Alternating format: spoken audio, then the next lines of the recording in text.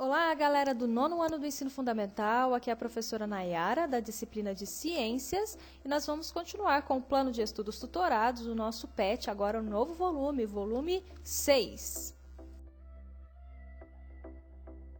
Iniciando a semana 1, com o tema Teorias Evolucionistas, e esse conteúdo você encontra das páginas 28 a 33 do PET, volume 6. Vamos iniciar falando sobre fixismo. Até o século XVIII, a maioria das pessoas acreditavam que todas as espécies se mantinham sem alteração ao longo do tempo, desde a criação até os dias atuais.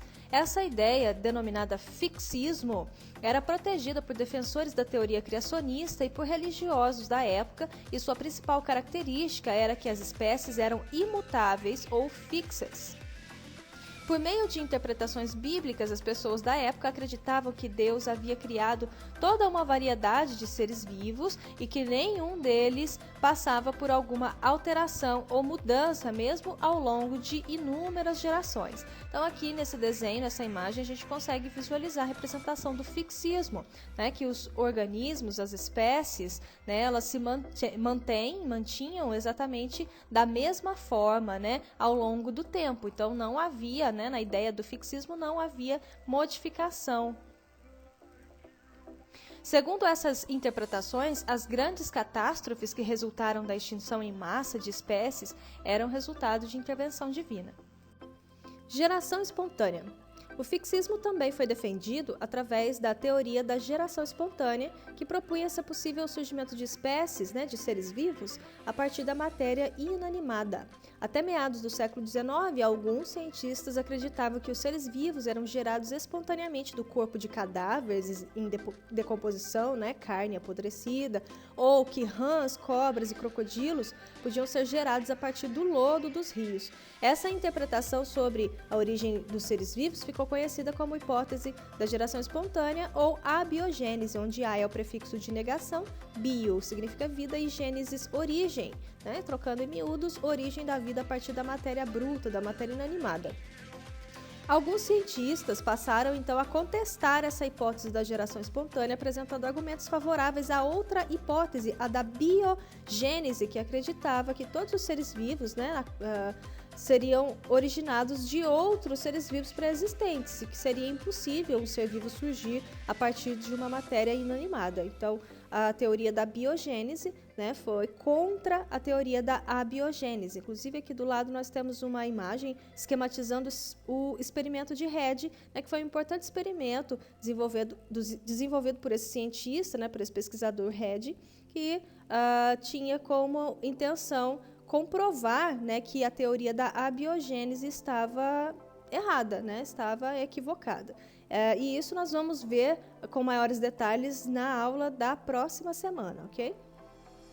Teorias evolucionistas. Com a descoberta de vestígios fósseis, começaram a surgir novas ideias, as teorias evolucionistas, que também são chamadas de transformistas, e defendiam que todos os seres sofrem transformações ou modificações ao longo do tempo. Nessa imagem, nós temos a representação do evolucionismo, né, que acredita que uma espécie ela sofre modificações, sofre mutações, né, e a partir disso surgem novas espécies ao longo do tempo, o contrário do fixismo. De acordo com essas ideias, a evolução não age sobre um indivíduo, mas sim sobre populações, selecionando aqueles indivíduos cujas características são mais vantajosas ou aptas dentro de um certo ambiente e tempo. Um dos primeiros precursores da teoria evolucionista foi o naturalista francês Georges-Louis Leclerc, que viveu de 1707 a 1788, ou também conhecido como Conde de Buffon. Ele acreditava que as espécies se modificavam, mas de maneira restrita, seguindo o que ele chamava de molde interno.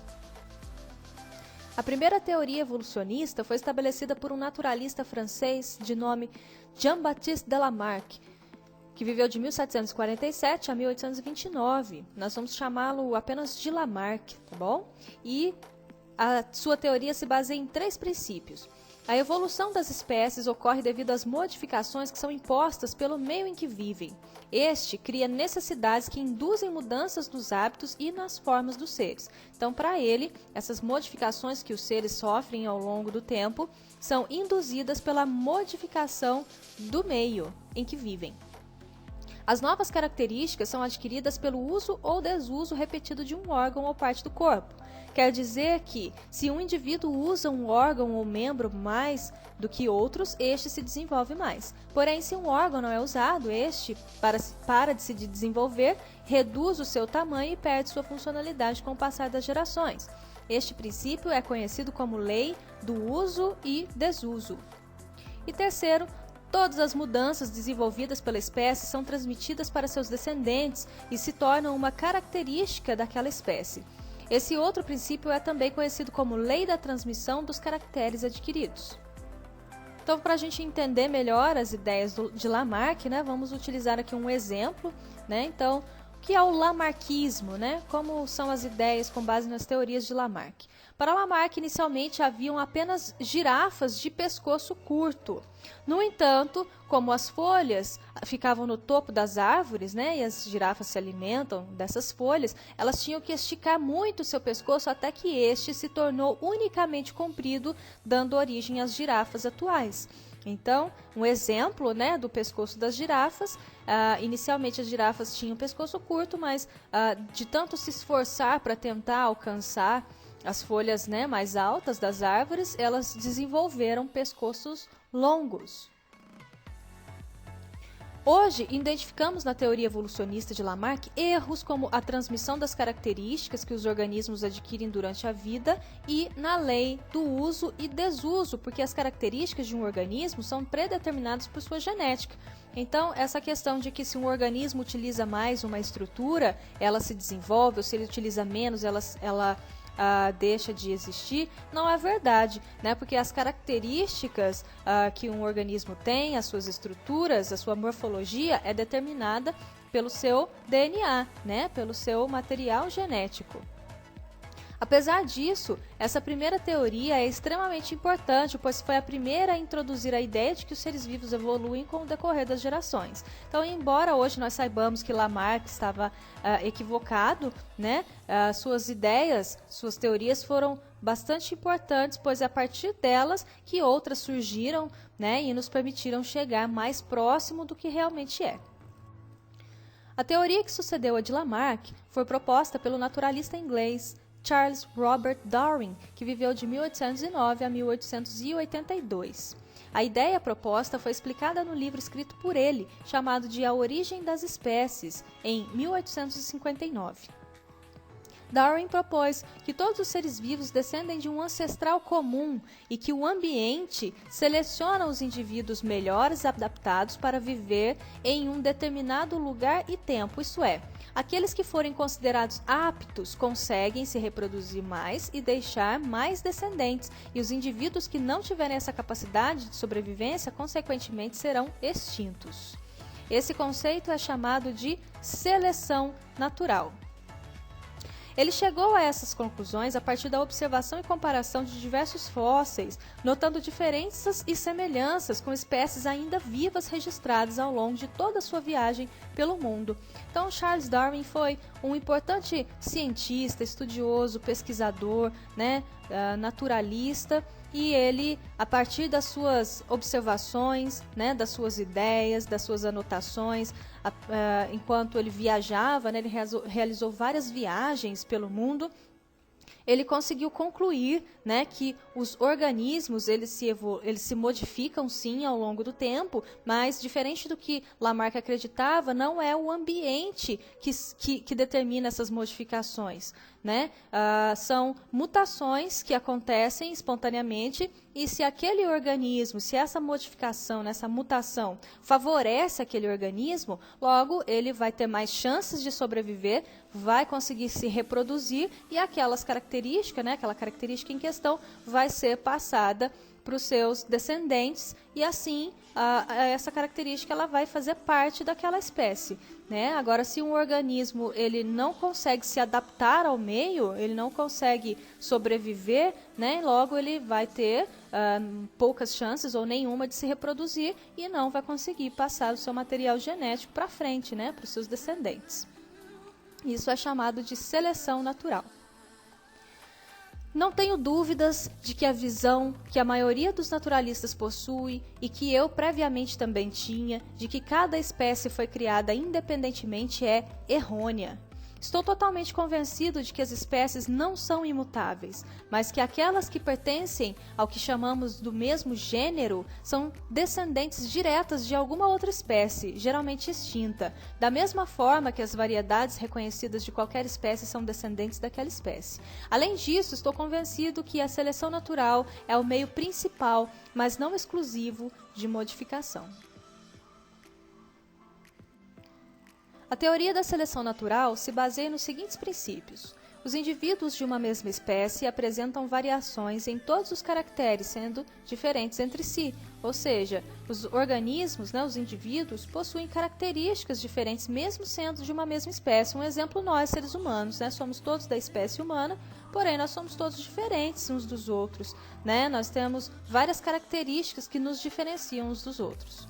Todo organismo tem grande capacidade de reprodução, tendo a possibilidade de produzir muitos descendentes. Entretanto, mesmo que nasçam muitos indivíduos, somente alguns destes chegam à fase adulta devido a fatores como a competição, predação e doenças. Isso mantém constante as populações de uma determinada espécie. Em uma determinada população, certos indivíduos possuem características que lhes proporcionam condições mais favoráveis à sobrevivência no meio, enquanto outros apresentam condições menos favoráveis. Essas características podem ser uma pelagem mais grossa, um bico mais comprido ou fino e um pescoço mais comprido. Tudo irá depender de fatores ambientais como clima, vegetação, temperatura ou hábitos alimentares e comportamentais do organismo estudado, por exemplo. Então, em uma determinada população, algumas características proporcionam maiores vantagens para alguns indivíduos, fazendo com que esses sobrevivam aos intempéries naturais, como predadores e outros fatores que podem ameaçar a vida daquele organismo. Então, se ele possui características que o favorecem, logo ele vai se sobressair, vai conseguir sobreviver e se reproduzir. Agora, se ele é um organismo que possui características que não o favorecem, logo ele estará mais sujeito a esses fatores e não vai conseguir se reproduzir, não vai conseguir passar o seu DNA para adiante. Os organismos mais aptos vivem mais tempo e logo têm maiores chances de deixar mais descendentes aos quais essas características serão transmitidas. Assim, ao longo das gerações, a seleção natural atua como mecanismo de evolução sobre os indivíduos que podem manter ou melhorar o grau de adaptação ao meio. Então, um resumo para a gente entender as teorias de Darwin, comparada ao mesmo exemplo de Lamarck, que seria o pescoço das girafas. Então, Lamarck acreditava que a girafa tem um pescoço longo devido à sua necessidade de ter que tentar esticar para poder alcançar as folhas mais altas das árvores. Então, isso, com o passar do tempo, fez com que seu pescoço fosse se tornando mais alongado. Mas Darwin disse que, no início, haviam girafas com pescoços de tamanhos variáveis, porém, a seleção natural e a competição fez com que aquelas que possuíam o pescoço mais comprido levassem vantagens contra as que possuíam o pescoço curto. Então, existiam girafas com pescoços variáveis, com tamanhos de pescoços variáveis, só que aquelas que possuíam um pescoço mais longo tinham maiores vantagens com relação àquelas que tinham pescoço mais curto, porque essas conseguiam se alimentar melhor, se alimentando das folhas mais altas, enquanto essas tinham menor probabilidade de se desenvolver e de sobreviver e acabavam morrendo. E essas, então, com o pescoço mais longo, acabavam vivendo por mais tempo, tinham maiores chances de se reproduzir, passando essa característica de pescoço longo para as futuras gerações. Apesar da seleção natural ser um importante passo na evolução da ciência, Darwin não conseguiu explicar como as características favoráveis surgiam nas espécies e nem como eram transmitidas. Essa explicação não foi possível devido à limitação dos conhecimentos científicos naquele período. Não havia o conhecimento acerca da área da genética, mas depois, com as ideias de Mendel, com o surgimento da genética, com o avanço da ciência, com a construção de novos conhecimentos, hoje nós sabemos exatamente como acontece a transmissão dessas características e então ficou tudo mais fácil, mais simples para a gente compreender. Diferente do que muitos jornais e revistas diziam na época, a teoria criada por Charles Darwin não prevê que o ser humano descenda do macaco, mas que as espécies evoluem através do processo de descendência. Com o avanço da ciência, a teoria da seleção natural ganhou um novo fôlego, pois as lacunas deixadas por Darwin foram preenchidas, como o exemplo da genética que nós acabamos de citar, Essa nova interpretação ficou conhecida como neodarwinismo, ou teoria sintética da evolução. Essa teoria, esse neodarwinismo, consiste na teoria de Darwin, incorporando elementos como a mutação e a recombinação genética, que foram ideias, conceitos que surgiram depois, Segundo essa teoria, uma mutação, que é o formato do bico dos pássaros, por exemplo, é o resultado de uma falha ocorrida durante a formação das células em um indivíduo. Então, existem diversos formatos de bico, e isso se originou devido a uma mutação genética. Por exemplo, um indivíduo, um pássaro, nasce e os seus genes acabam sofrendo ali uma falha, uma mutação. Então, há uma formação diferente do seu bico e então foi dada ali o início a uma característica diferente. Se aquela característica diferente ela for interessante para aquele indivíduo, se fizer com que ele tenha mais vantagens para poder sobreviver ali no meio, de repente faça com que ele se alimente melhor, então ele vai se sobressair, com relação aos outros organismos, vai se reproduzir e vai passar aquelas características adiante. Agora, se essa mutação traz uma desvantagem para aquele organismo, aquele organismo por conta dessa mutação não consiga se alimentar muito bem, ou então traga qualquer outro tipo de desvantagem, de prejuízo, ele vai acabar sendo prejudicado, e vai sofrer as consequências ali do seu ambiente e não vai conseguir viver por muito tempo, chegar na fase adulta, se reproduzir, então aquele organismo é eliminado. Se essa falha ou erro oferecer alguma vantagem a um grupo de indivíduos de uma certa população, haverá maior taxa de sobrevivência. Como a mutação está presente no código genético, ela é herdada pelos descendentes desse grupo. É o que eu acabei de explicar, Com o passar das gerações, apenas organismos que apresentam a mesma mutação terão uma chance de sobreviver às condições do meio, criando um novo padrão de indivíduos e dando origem a uma nova espécie. Iniciando as atividades da semana 1, PET volume 6, atividade 1. O que a teoria sintética da evolução adicionou à teoria de Darwin? Com o avanço da ciência, a teoria da seleção natural ganhou um novo fôlego, pois as lacunas deixadas por Darwin foram preenchidas. Essa nova interpretação ficou conhecida como neodarwinismo ou teoria sintética da evolução. Atividade 2. Explique o que é e como atua a seleção natural. Indivíduos sofrem mutações genéticas ao longo do tempo que lhes conferem características diferentes dos demais. Se essa característica trouxer vantagens ao indivíduo, este terá melhores chances de sobreviver e maiores chances de se reproduzir. Assim, essa característica inicial irá passar para os descendentes e se tornará algo presente nos organismos daquela espécie. Atividade 3. Faça um quadro comparando as semelhanças e diferenças entre as ideias de Darwin e Lamarck.